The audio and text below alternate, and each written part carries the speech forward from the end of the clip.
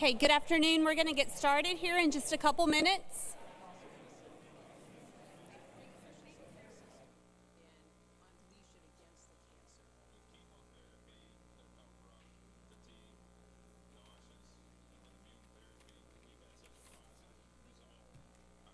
How's everyone doing so far today? Outstanding? All right. Did you enjoy the food trucks?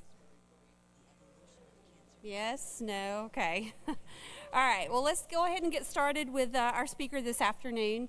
It's my pleasure to introduce you today to Dr. Brian Williamson.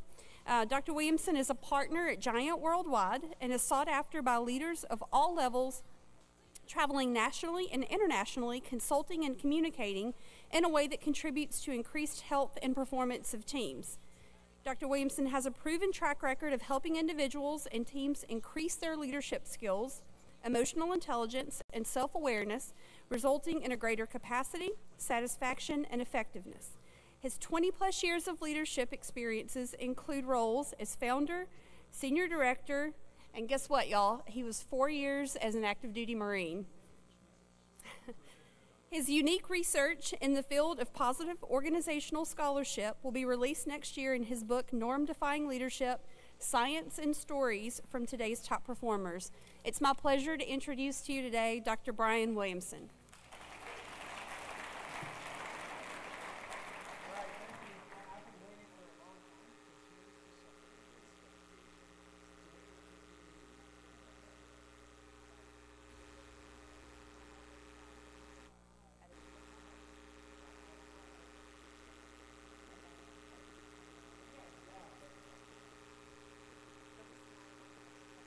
Box. We had nothing, and so basically going over to Kadena and getting some Popeyes was like the highlight of my weekend when I wasn't doing other things that I shouldn't have been doing. But anyway, so thank you not only for serving, I am your father. Thank you not only for serving, but for Popeye's chicken. So here's the deal.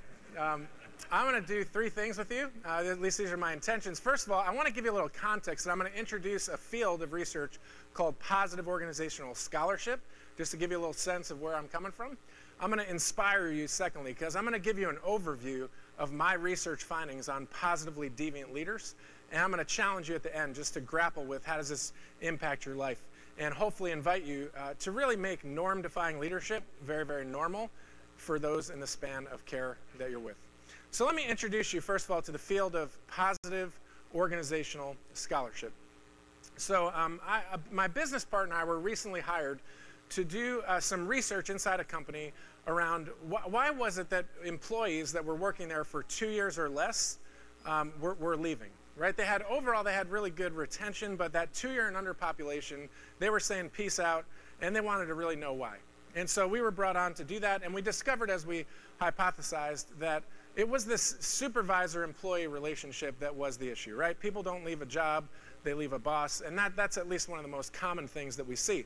So we're not surprised when we read that 70% of the global workforce is disengaged, but 51% of the management workforce is disengaged. So there's a lot of challenges at those levels. So last month, I handed some of the data to the 5 supervisors, in this case, that we were working with.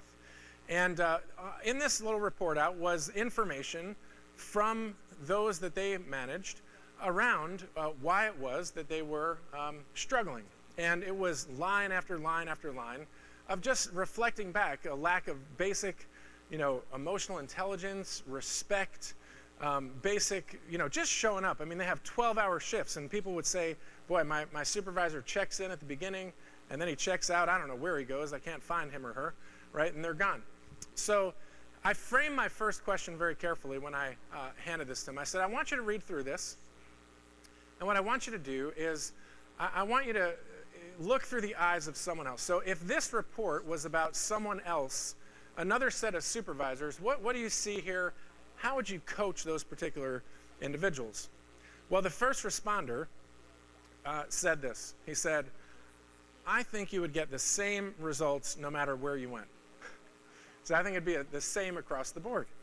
And so using my mad active listening skills, which are very intentional, not natural to me, I said to him this. I said, it sounds to me like what you're saying then is that a thriving, life-giving workplace culture doesn't exist. And he was quick but incisive in his response, and he said, yes, but it is the exception. Now, I'm from Jersey. I don't even fish, but that is called hook, line, and sinker. So I pulled them in. I said, here's the deal, guys. I said, will you commit over the next year to becoming the exception? Will you commit to breaking free from your transactional mindset and look at life from the right side of the bell curve with me? Will you learn a new set of patterns and practices that are going to help you bump from this negative, toxic culture to at least a normal place and even become the exception, become an outlier, a positively deviant workplace environment? So I just put two words together that you're not used to seeing, right? Positive deviance. So you're not used to hearing giant ant or Microsoft Works. I mean, there's lots of two words that don't go together. Positive deviance is really what we look at under the umbrella of positive organizational scholarship. We look at, this is really some research birthed out of the University of Michigan. We look at what are the things that really enable human flourishing, what are the things that enable thriving and exceptional results inside organizations. So it's not positive in terms of shiny, happy people holding hands, if you remember the song. It's positive in terms of human flourishing and exceptional results. And we look at what accounts for that. To state it another way, this is Louie and Lilo. All right, this is a little embarrassing. I have my puppies up here, but it's a good way to think about why we do what we do when we look at these positive, deviant examples. So my wife, she just went plumb mad when we got these dogs. With 3 times a year, she makes our family go to JCPenney and put on like the same jammies, like Christmas jammies or Easter jammies. It's horrible. But the dogs, I mean, she's done off the loony fringe. And she takes a lot of pictures. She'll put them on Facebook. And a couple weeks ago, someone said to her, how do you get your dogs to stay so still? And I mean, that seemed pretty obvious to me. It's called a treat. Good girl, good boy, stay, right? And what's interesting is in a lot of research, there's been a lot of focus on, if you think of how we treat pets, it's like, bad girl, I'm going to hit you with a switch, or good dog, here's a treat. We do a lot on these sort of negative or deficit gaps, right? Here's some negative things. You're doing something bad, and we want to get you normal, or you're off to the left, and of results. We want to at least get you normalized, right? There's a lot on that, and as many as some people have said, 99% of psychology research, 90% of health science research is on that negative deviance or negative side to normal. Right? How do we normalize? How do we find out what's going wrong and get it to normal? And you might say there's good reason for that, but the reality is there's been a limiting effect because of a lack of looking at what accounts for these exceptional results. What helps us to go, if we think economics, from unprofitable to profitable to generous?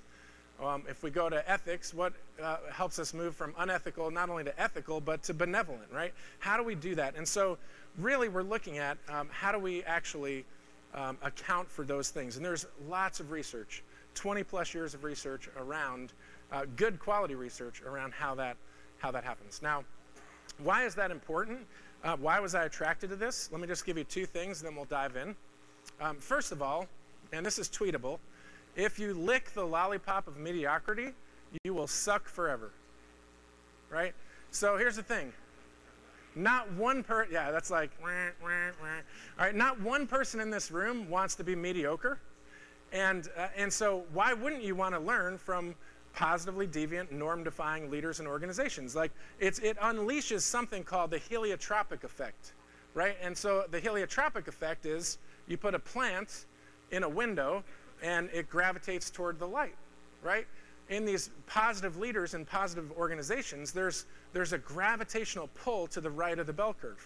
It's actually saying people are attracted to that. We want to go above and beyond. And simply stated, I mean, you look at all this research, and there's amazing connections between all of these constellation of behaviors and things like productivity and quality and mental acuity. I mean, people are just smarter. If you speak positivity into their life, they're smarter. right? Their brains functioning with less fog and less distortion. And so it's really, really powerful to do that. Secondly, there's a lot of talk around here about the VUCA world. I'm more interested in the TGIF world: Twitter, Google, iPhone, Facebook, right? So we're in this digital world, right, where technology has sped things up so much. It's almost that the analogy used to be the Harley Davidson, get out on the highway, right? And someone said that the best metaphor for how we are experiencing life now is the tire spin. It's life at the speed of blur, right? And so actually so much has sped up. I mean, if you even think about pharma, like it used to take, 10 years and then 1 year to reproduce. If a drug came out on the market, for them to reproduce that, it's like an hour now. They scan it and boom, you can actually, things have sped up so much. But one thing that hasn't sped up is actually the time and the intentionality that it takes to function as a high-performing team, to actually oil the wheels, if you will, of really getting deep-level synergy and team enhancement. So actually, learning from people who are doing this very, very well, anything we can help us to really become better and better, and certainly even more efficient and effective on the people side is really important. So let me move into now just inspiring you a little bit with an overview of my research findings. We're not going to get to go in super detail on every element, of course, in 45 minutes, but we're going to talk about a little bit of what I learned from these positively deviant leaders, these norm-defying leaders. Now, we're going to see, we're going to date you in a minute here. How many of you remember Stretch Armstrong? We got some people in the room? Okay. All right, so when I was like in 5th grade, I got Stretch Armstrong as a gift. He was awesome. If you don't know what he is, you just pull him apart and he stretches and stretches. It's the bomb. Now, he lasted about 2 months in my house because what I did was I took an X-Acto knife and I gutted him. I mean, I sliced that thing right open and I have zero regrets. Like the red corn syrupy fluid that just came oozing out of him. I mean, it was awesome. I have no regrets to this day. I have issues probably, and some psychologist is going to talk to me afterwards. But the fact is, I gutted them, and I loved it. So when I decided to do my research, I said, I want to gut these positively deviant leaders. What is it? What's that inside story in a leader's life that enables them to be positively deviant and to be a norm-defying leader? So that's what I looked at. We define positively deviant leaders or positive deviance when we look at leaders like this. We say uncommon behavior, right, that doesn't conform to expected norms, but it would be deemed positive by a referent group of followers. Okay, that's a bit of a picture of what we're talking about when we look at positive deviance in leaders. Now, the leaders that I looked at, let me just give you an overview, and we're just going to listen in on some of the work that I did with the followers and with the leaders themselves. Right, so I had 2 presidents of organizations. One was the president of an organization that was recognized by Inc. magazine as one of the fastest growing privately held companies in the country. They had 133% growth rate in the span of time that they looked at. The other president was a president of a $4 billion manufacturing company who, as I described this idea of positive deviance to one of the executives that worked with him, they said, he is totally that. He is this positive rule breaker. You've got to really understand what's making him tick. One was a dentist who was, she was actually placed in the top 12 female dentists in the country. Her practice was recognized as the prototype of the dental practice of the future, and she was actually a top disruptor in her field. Fascinating person. A serial entrepreneur, an Air Force general who, in addition to a myriad of other amazing things, saved 12 Marines in the Kunar Valley by demonstrating some norm-defying behaviors, such as flexing some airspace regulations and refueling regulations, but we'll keep that between you and I. Amazing to learn what caused him to tick. And a restaurant owner. Now, this was amazing. There's a restaurant in San Francisco, and the story was featured on CNN News. And I mean, you watch it and instantly you know this is an outlier organization and really started to tap into, is this a positively deviant leader? Her profits are 4 times higher than other successful San Francisco restaurants. Her dishwasher, Miguel, has been there for 26 years, right? Pretty amazing. Now, they used to have this thing, they've since changed it, but they used to have a thing where they said the $1.25 per person surcharge added to all the checks provides full benefits for our hardworking staff. The extra charge provides 32 employees of the San Francisco French Bistro with full health and dental insurance and paid sick leave. No employee is exempt, even those who work only for 1 day a week. She was absolutely fascinating. She talked about going to the Golden Gate Restaurateurs little event that they had, the little convention. And she would tell people, because of course, I mean, if you're around somebody, it's like you're getting 4 times return in your industry. That's like, all right, I'm going to learn from that side of the bell curve. So she would describe the kinds of things we're going to look at in a minute here, the values, the behaviors, the attitudes. She would describe how she's living. And guess what? They wouldn't do it. She said not one person ever followed through. Like, she would once in a blue moon get hired as a consultant to try to help raise the average game to norm defying. But none of them would do it, right? Because there's a conventional mental map that people get locked in. It's a mindset of transaction that leads to compliance. And it ends up with this really sketchy, unhealthy workplace environment. Right? And they're so locked in that even if you could see this amazing opportunity to go to the next level and be norm defying, they won't do it. Fascinating. So I gave the followers the definition. I said, here's what a positively deviant leader is. We looked at that, the uncommon behavior. And I asked them, I said, is your leader a positive deviant? And if so, why? So I just want you to take this in with me for a minute, okay? Take in what the followers said were these behaviors. So here's the first one, the ability to let you lead. A lot of leaders in those positions try to micromanage and don't allow for failure in different aspects. And to be able to speak into that, the challenge that what you did yesterday isn't good enough for today either. The expectation that you have to build into other leaders. You don't get to just sit and soak it up. You have to push it into others. So I don't think that's a typical approach by leaders in the world. The next one said this. One of the best things about Jason is he does have a different way of thinking about things that goes outside the norm. I have seen in him. It's almost like a generosity for customers, or even if the customer is, let's say, not paying the bills, and contractually we have the right to go back and not pay for repair on a piece of equipment, we would still go make the repair for them, and we would risk losing a significant amount of money in the hopes that it is a sign that we can rebuild the relationship and have it long term. To start with, this is another follower of a different leader. She, from the beginning, has really focused on putting the team aspect above most things. So she's centered around the team to build a strong team that would then care for her patients rather than put the patients first. So it's kind of like a backwards way of putting patients first. So put us first, strengthen us, so that we can better care for her patients, so that it's not just her at a top-down model. So she doesn't get to make all the decisions. She builds us up and strengthens us to help make decisions. Last one here. Well, the first thing I'd say is that she's not top-down. She doesn't have a top-down management style. Her management style is more of a shared leadership style. And you don't see that in a lot of organizations. She doesn't like to call herself the boss. She kind of hates that word, and she has like a shared leadership amongst her practice. So I think that really sets her apart and puts her above. Now, let me just give you a couple thoughts on this. First of all, you guys remember in the 80s there was this song, I Always Feel Like Somebody's Watching Me? You remember that? Don't make me sing it. All right. So it was really fascinating to watch these followers describe with an incredible amount of detail what it was like to be on the other side of these leaders. People in your charge are watching you more. Like that song, I always thought it was real freaky. I always feel like somebody. It's freaky. Like, it's freaky how much people in your charge are watching you. So my question as you lean into 2018, what's it like to be on the other side of you? How do people experience your leadership?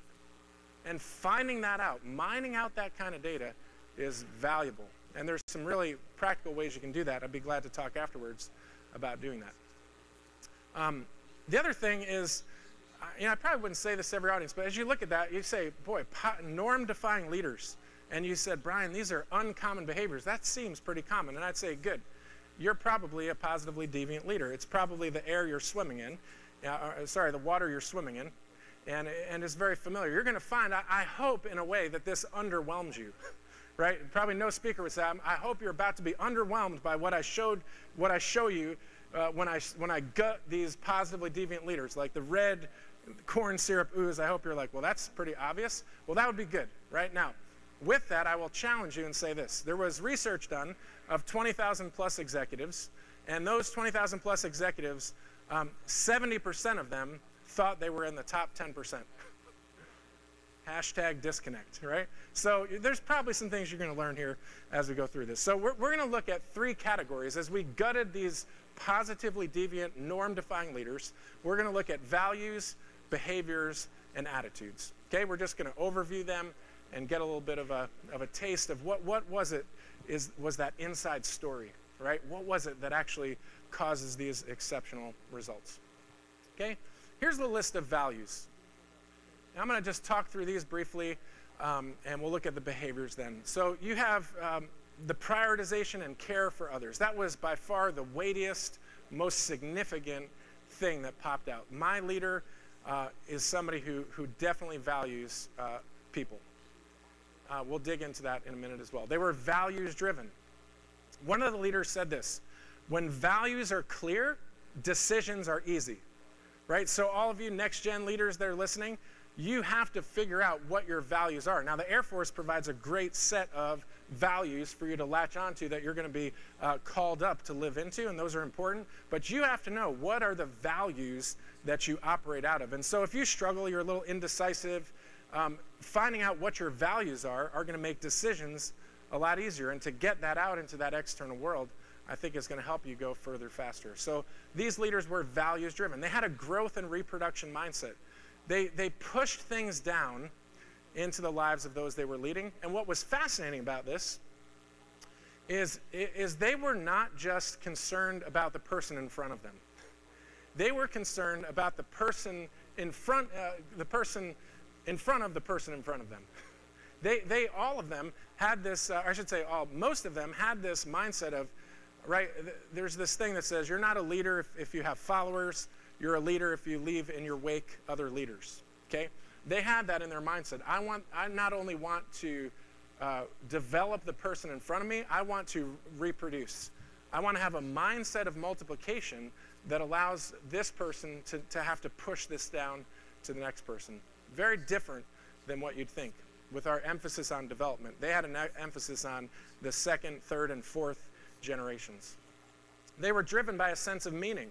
So they could all throw a grappling hook up to either their religious faith or yoga or some type of early life experience that they had, as General Quast talked about this morning, something that marked them where they could say, I do what I do. This is my anchoring thing that I throw my grappling hook into, and this just gives me life. This is my driving purpose, if you will, right?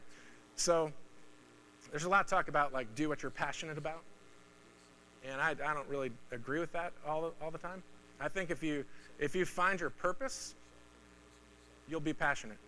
So some of you are looking for like, what am I passionate about? Find out what your purpose is, what you're wired up for, what you're inclined toward, and passion will flow from that. So these leaders had a passion that resulted from this sense of meaning in their life. They were marked by courageous action. They would, all of them, and this was interesting, they would run towards conflict. Right? Some of them would say, I thrive on that, like the general this morning. Hey, I'm not scared of conflict. I'm going to hightail it right into conflict. Some of them said that, and other ones said, you know what? I don't like it. I feel vulnerable, but I'm going to go and deal with conflict. Right? That was an example of how courage played out.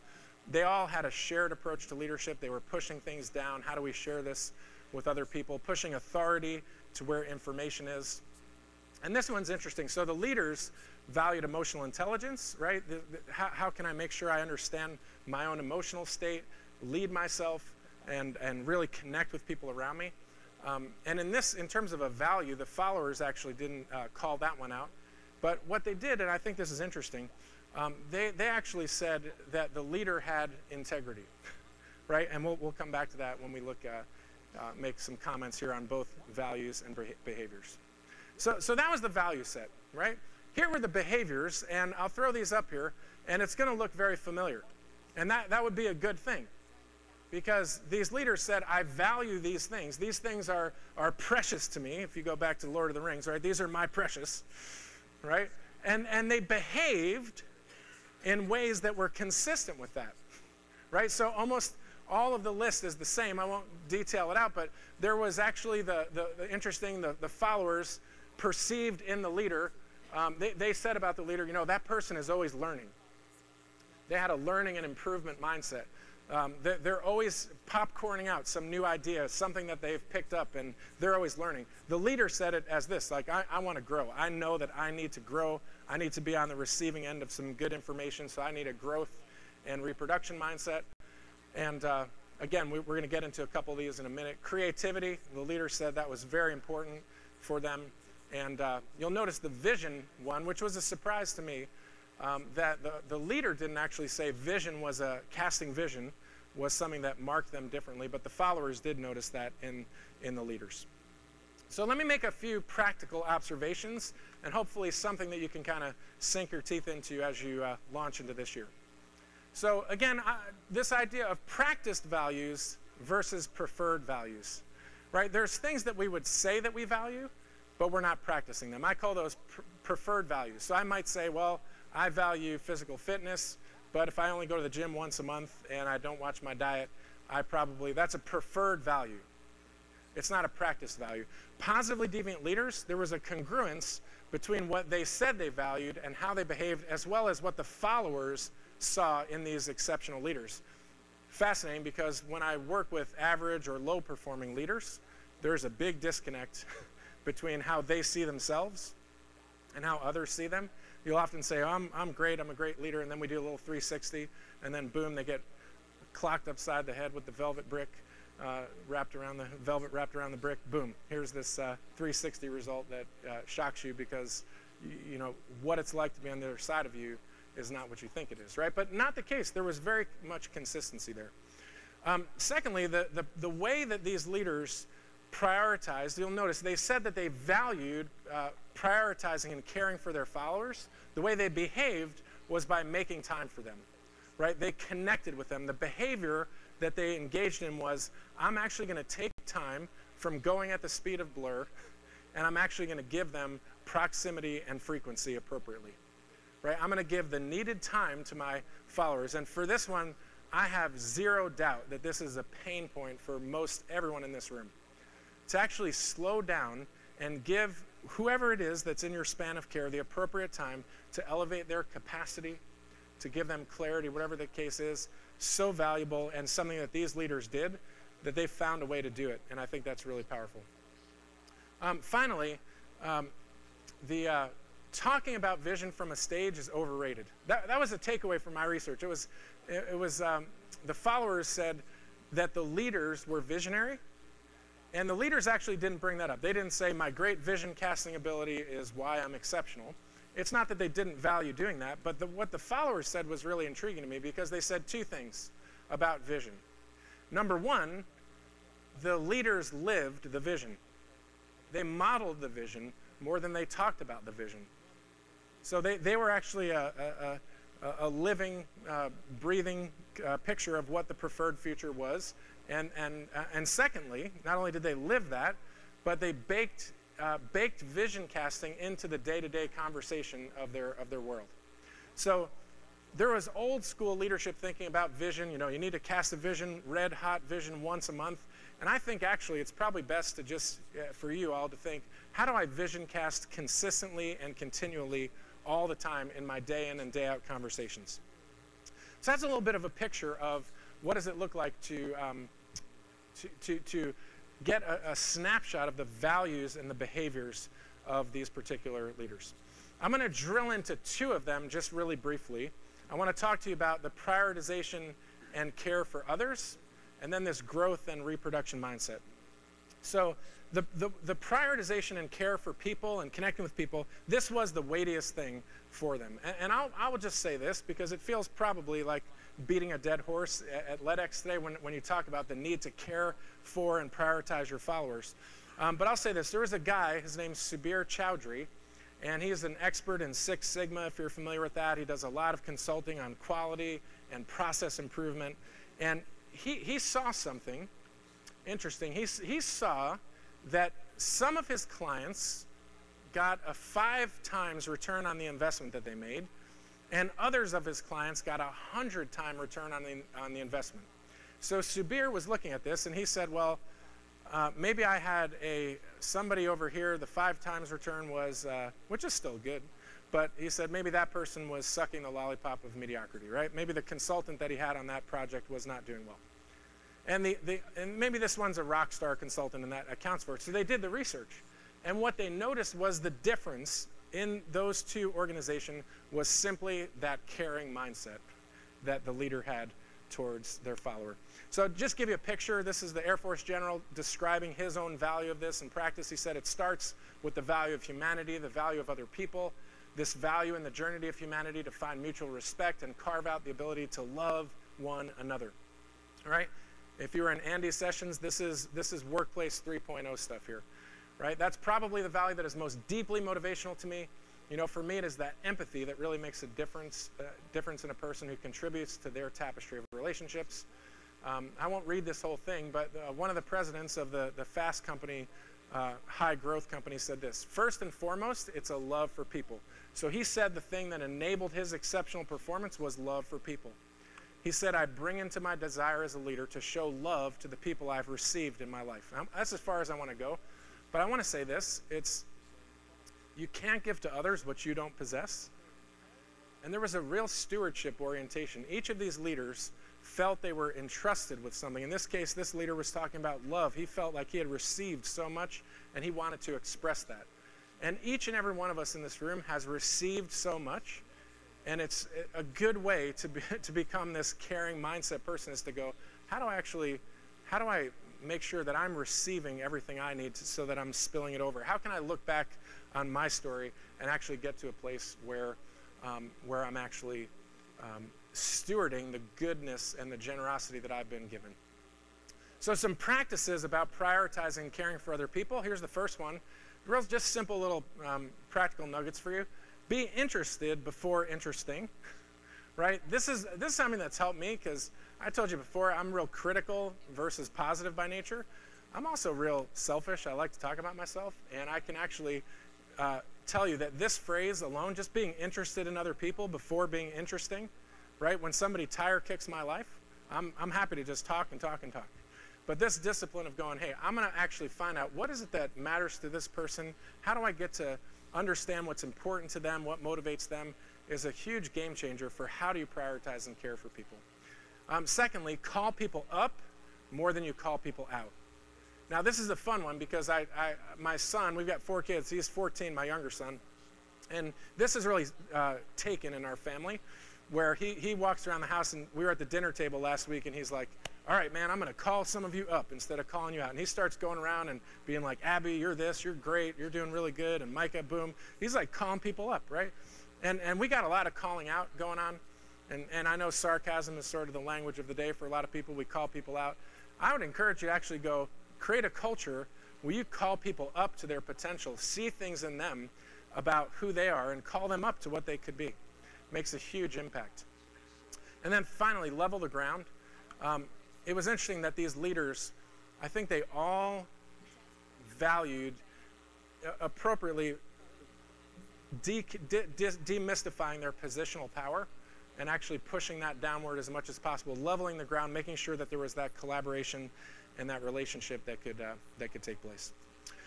Real quick thought, I want to talk about this creativity value. Growth and reproduction mindset. So these leaders were learners. I love the Air Force General said, discipline of reading. He said, I actually, even though I'm not a natural leader, I read a lot. I read theologists, sociologists, behavioral scientists, biologists, astrophysicists, futurists, business, military, and I do it because it brings creativity. It gives me the courage. It was interesting, like lifelong learning, this growth mindset was the thing that birthed for him courage and birthed creativity and helped him to go beyond the status quo. This other leader said this, creativity has just been my best friend always. And like there's got to be a better way. I'll wake up at 4 in the morning and say I have an idea, and I'll begin to describe it, and people are like, what? And the more we talk about it, the more it comes to mind. It's not like I have this creative idea and I have the whole answer. I've got a creative idea, and I'm like, what do you think? So I thought it was interesting when you talk about being a reproducing leader, continuous learning and your commitment to that as a leader, it births creativity, which mandates collaboration, right?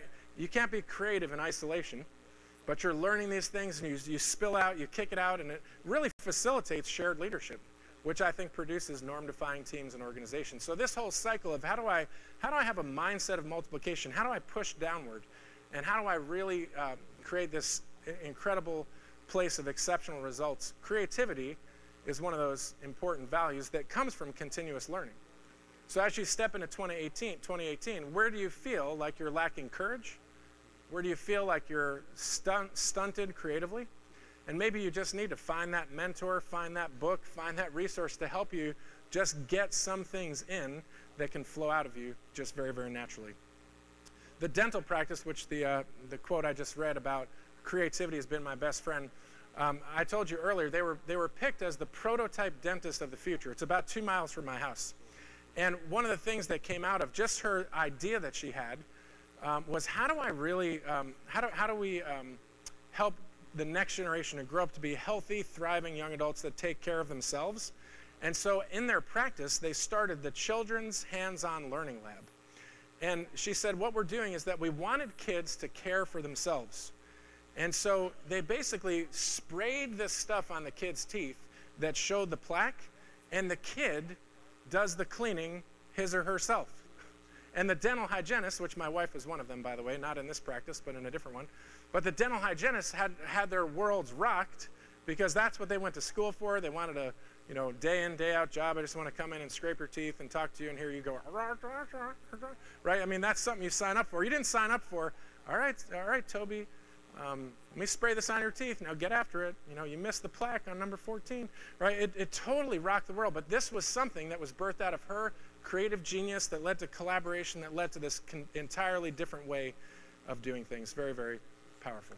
This is the kind of stuff that happens when you simply say, I'm going to keep getting after it as a leader. Finally, attitudes. Okay, what attitudes did we see in these leaders? And what we find, of course, leaders create culture. So if we're talking about positive deviance, we're going to think that, boy, these leaders must have had a positive attitude, and they sure did. It didn't mean that they were critical, but they had a positive attitude. One of them said, I suffer from terminal positivity, right? They were constantly looking at how do we, there's got to be a hopeful, optimistic way to look at this, and how do I call people up, and how do I really think about this positively? They had humility, right? And you notice courage, right? Courage and humility. You think, how do you have courage and humility? I really appreciate, there's a guy named Charlie Kim. He's the CEO of Nextjump. And he puts these two words together, these two words of humble confidence. And he says, humility without confidence is insecurity, and confidence without humility is arrogance. So these qualities of humble confidence, this tension of actually being both humble and confident were present. And it's a really, really important quality. There's a way to do it where humility doesn't mean that you diminish your own skills and capacity and gifts. There's a way to be humble and confident, which is what they were. And finally, abundance. They had an abundance mindset where you think some leaders, you hit a wall and you go, I don't know what to do here. I've come up against the end. They're always thinking there's got to be more. Resources aren't scarce. They can be created. How do we have an abundance mindset? And the followers actually saw the positivity. They saw the humility. Once again, the leaders didn't credit visionary capacity or visionary attitude as something that was important for them, but the followers did actually say that, again, here's this visionary leader that has this amazing, attractive, compelling vision of the future that I want to be part of. As well, they were courageous and gratitude. And I do think, those of you that you think, we had a lot of talk about humility in over the last day here. And I really think the path to humility is crossed over the bridge of gratitude. So if you want to grow in humility, be thankful. I mean, do thankfulness journals. I mean, it's amazing, even the research done on being thankful and what that produces in your mindset, and just being thankful and grateful, you'll find yourself getting to another level. Let me just land with a couple things. I want to talk about the positivity attitude and the power of positive energy. So there's research done about positive energy. Are you a life-giving or life-depleting leader, or are you just neutral? So when I bump into you, am I going to get energy from you, or is it just going to be like blah, or are you going to suck life from me, right? I quit a job from a guy who sucked life from me, right? I don't like that. Ain't nobody got time for that, right? So I want to be a life-giving leader. So Kim Cameron has done some research on networks inside organizations. And there's 3 kinds of networks. There's maybe 50 kinds, but he looked at 3 kinds of networks: an information network, an influence network, and an energy network. An information network is who gives information to whom, right? So if you're at the hub of an information network inside an organization where your department has lots of data that other people need, that's a competitive advantage. If you're at the hub of an influence network, and this is who influences whom and who is influenced by whom, this would maybe be an example. If I took a job at Harvard Business Review and I was writing articles, people are probably going to just listen to me because I work for the Harvard Business Review and I write articles. I have a competitive advantage because there's an assumption that I was vetted by Harvard and I have something good to say. Okay, that's an influence network. And inside a team or organization, you could see people influence each other different ways. And then there's energy networks. Who energizes whom and who is energized by whom? It's that positive energy thing. Now, the research done on this is amazing. First of all, those who positively energize others, just straight up, they're higher performers. If you are a positive energizer, you're performing better. If you've got a seat in the positive energy network inside your organization, that's 4 times the predictor of performance compared with your position in an influence or information network. So just think about, there are thousands of books. Like, there's over 200,000 books on Amazon and 1,000 a month being added around leadership. And so much you'll read, leadership is influence, nothing more, nothing less. And here we have positive energy is 4 times the predictor of performance than influence, right? Leadership is vastly complex, and yeah, there's some important things we can learn about it. But being a positive energizer and learning to do that is very, very important. And finally, high-performing organizations had 3 times as many positive energy networks than low-performing. So it's so important that you actually go, how could I become a positive energizer? I mean, I could tell you for me, I get to some places where I take on so much, I can do it. I was a Marine, nothing's going to stop me, so I'll say yes to everything, and I'll just suck it up and do it. And I'll get to places where I'll be overwhelmed, and I'll start to retreat to my internal world, and I'll get these toxic emotions. So I've found ways in knowing myself and my own personality wiring to get to a positive state again. I've found ways to lead myself to be much more getting back from negative to neutral to positive, that I think for you to think about this year. Are you a positive energizer, and how would you become that positive energizer? Take a journey there. So finally, I'm just going to have you grapple, just a final thought. This year, I want you to think about, how does this apply to you, just personally and organizationally, becoming a positively deviant, norm-defying leader? What would it look like for you this year to actually go, okay, maybe I'm functioning average and above average sometimes, but to make that journey of committing to that. First of all, I just want to say this, is that top performers spend an average of 1 hour per more each week reflecting on who they're becoming. They spend 1 hour or more each week reflecting on who are they becoming, right? Who am I? Who am I becoming? And so for you this year to actually carve out space for self-leadership, there's so much talk about leading your team, leading an organization, whatever that looks like for you, those in your command. Leading yourself, it all starts with knowing yourself to lead yourself. Becoming a person who says, I'm actually going to spend time on what's the trajectory of my life, and who are the people that I need to connect with and wire and interface with in order to become the person that I'm wired up to be. And final thought is this: if you think of a pendulum, and I'm not doing no weird last-minute hypnotize you thing, but if you think of a pendulum of work and rest, we're actually wired up to work from rest, not just rest from work, right? We're actually wired up to be in a rhythm where we rest and we swing out to do our work. To rest and almost this year, when you step in to actually go, how do I receive? Make sure I'm receiving enough to have stuff to spill out. Take time for yourself to actually go, I need to work from rest, not just rest from work. I need to be someone who models, the values that I want, that behaves in a norm-defying way, and you'll be a game changer. You will see exceptional results as you begin to put some of this into practice. So thanks for your time. Have a great rest of your afternoon, and make norm-defying leadership normal. Cheers.